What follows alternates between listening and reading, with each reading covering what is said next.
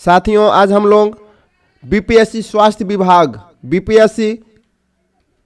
स्वास्थ्य विभाग चतुर्थ कोटि पीटी परीक्षा 9/1/1999 का क्वेश्चन है। सारे पूछा गया क्वेश्चन है और यह जो 12 लाइनर क्वेश्चन अपने आप में बहुत इंपॉर्टेंट है। तो साथियों अगर चैनल पर पहली बार है तो लाइक कीजिए और सब्सक्राइब कीजिए, अपने दोस्तों को भी शेयर कीजिए ताकि उन लोगों को भी यह क्लास उपलब्ध हो जाए। तो आइए शुरू करते हैं। बीपीएससी स्वास्थ्य विभाग चतुर्थ कोटि परीक्षा 9/1/1999 का पूछा गया क्वेश्चन 1 लाइनर क्वेश्चन। तो आइए शुरू करते हैं। तो पहला क्वेश्चन है, वंदे मातरम के लेखक कौन थे? वंदे मातरम के लेखक बंकिम चंद्र चटर्जी थे। इलेक्ट्रॉनिक बल्ब को किसने बनाया? इलेक्ट्रॉनिक बल्ब को एडिसन ने बनाया। इंद्रधनुष में कितने रंग होते हैं मेरे साथियों? इंद्रधनुष में कुल 7 रंग होते हैं। महात्मा गांधी जी का जन्म किस राज्य में हुआ था? गुजरात राज्य में हुआ था। लोक नायक की उपाधि पाने वाले कौन थे? जयप्रकाश नारायण। लोक नायक जयप्रकाश नारायण को कहा जाता है। वेद कितने हैं मेरे साथियों? वेद 4 हैं। आगे भारत का पहला गवर्नर जनरल कौन थे? तो सी राजगोपालचारी भारत का पहला गवर्नर जनरल थे। समाचार पत्र किसकी सूची में आता है? तो समाचार पत्र संवर्ती सूची में आता है। भारत का राष्ट्रीय पुष्प कौन है? तो कमल है मेरे साथियों। भारत का राष्ट्रीय पुष्प कमल है। भारत का राष्ट्रीय पशु कौन है? बाघ है। लोकसभा की सदस्यों की संख्या कितनी है मेरे साथियों? 545 है। लोकसभा की सदस्यों की संख्या 545 है। राज्यसभा के मनोनीत सदस्यों की संख्या कितनी होती है? 12 होते हैं। राज्यसभा के मनोनीत सदस्यों की संख्या 12 होते हैं। राष्ट्रपति होने के लिए कम से कम कितनी उम्र होनी चाहिए? 35 वर्ष होना चाहिए। भारतीय संघ की कार्यपालिका का प्रधान कौन होता है? राष्ट्रपति होता है। प्रधानमंत्री की नियुक्ति कौन करता है? तो राष्ट्रपति। प्रधानमंत्री की नियुक्ति राष्ट्रपति करता है। राज्यपाल होने के लिए न्यूनतम उम्र कितनी है? वही उम्र है जो राष्ट्रपति का उम्र है, यानी 35 वर्ष। मुख्यमंत्री की नियुक्ति कौन करता है?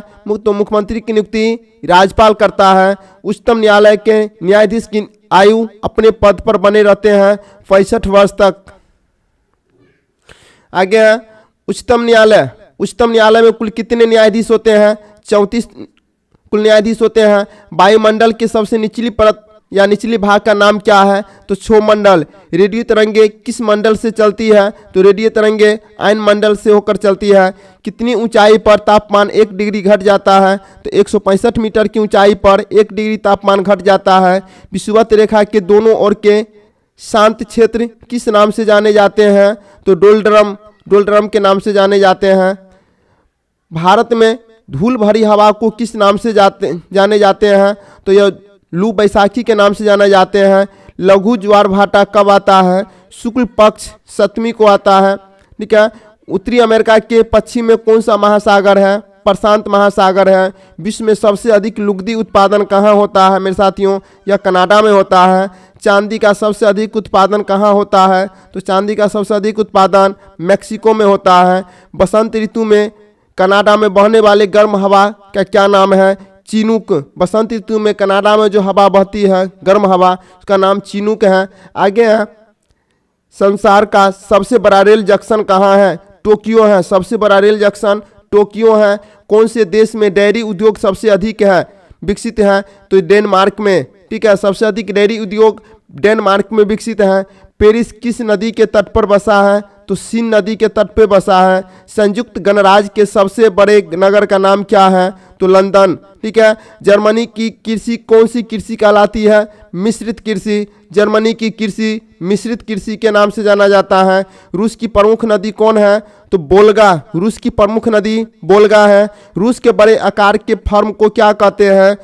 शोभखोज कहा जाता है। रूस के बड़े आकार के फर्म को शोभखोज कहा जाता है। आगे मेरे साथियों, रूस में किस फसल से चीनी निकाली जाती है? चुकंदर। रूस में चुकंदर से चीनी निकाली जाती है। वायुमंडल की बदलती दशा को क्या कहते हैं? मौसम कहते हैं। वायुमंडल की बदलती दशा को मौसम कहते हैं। आर्द्रता ज्ञात करने के लिए कौन से यंत्र का प्रयोग होता है? हाइग्रोमीटर। आर्द्रता मापने के लिए हाइग्रोमीटर का प्रयोग होता है। चंद्रमा को पृथ्वी की एक परिक्रमा करने में कितना समय लगता है? 27 दिन 8 घंटे लगते हैं। मेरे साथियों चंद्रमा को पृथ्वी की एक परिक्रमा करने में 27 दिन 8 घंटे का समय लगता है। भगवान महावीर का निर्माण स्थान कहाँ है, सॉरी, भगवान महावीर का निर्माण स्थान कहाँ है? पावापुरी में है मेरे साथियों। लंगड़ा आम के लिए कौन सा स्थान प्रसिद्ध है? लंगड़ा आम के लिए कौन सा स्थान प्रसिद्ध है? मुजफ्फरपुर में लंगड़ा आम के लिए प्रसिद्ध है।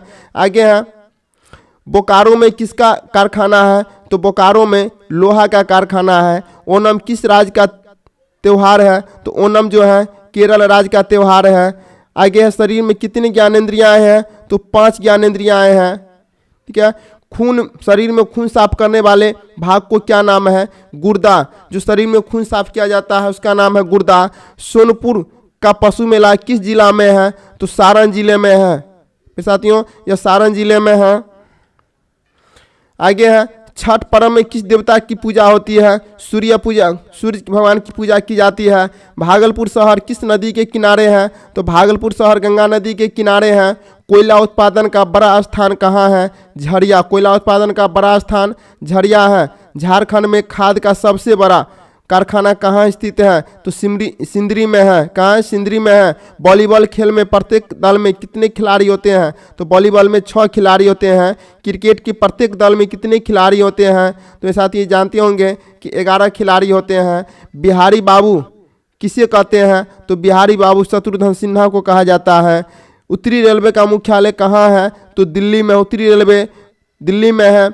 तो घड़ा बनाने वाले को क्या कहते हैं? घड़ा बनाने वाले को कुम्हार कहा जाता है।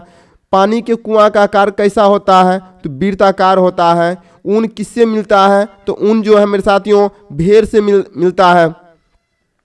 आगे है, शरीर का तापमान किस थर्मामीटर से मापा जाता है? तो फ़ारेनहाइट से मापा जाता है। LBW किस खेल से जुड़ा है? तो LBW क्रिकेट से संबंधित है। ठीक है, और क्रिकेट से जुड़ा हुआ है। मेरे साथियों अगली बार जो है आपको स्वास्थ्य विभाग लिपिक परीक्षा PT 10-1-99 को सॉल्व करेंगे। तो बस आज के लिए इतना है मेरे साथियों। तो बताइएगा कि आपको कैसा लगा क्लास, और चैनल पर नए हैं तो अपने दोस्तों को भी ज़रूर शेयर कीजिएगा और लाइक ज़रूर कीजिएगा मेरे साथियों। ठीक है, तो फिर मिलेंगे नेक्स्ट क्लास में। आपके बीच अगला नेक्स्ट क्लास लेकर उपस्थित रहूँगा। तो तब तक के लिए जय हिंद, वंदे मातरम।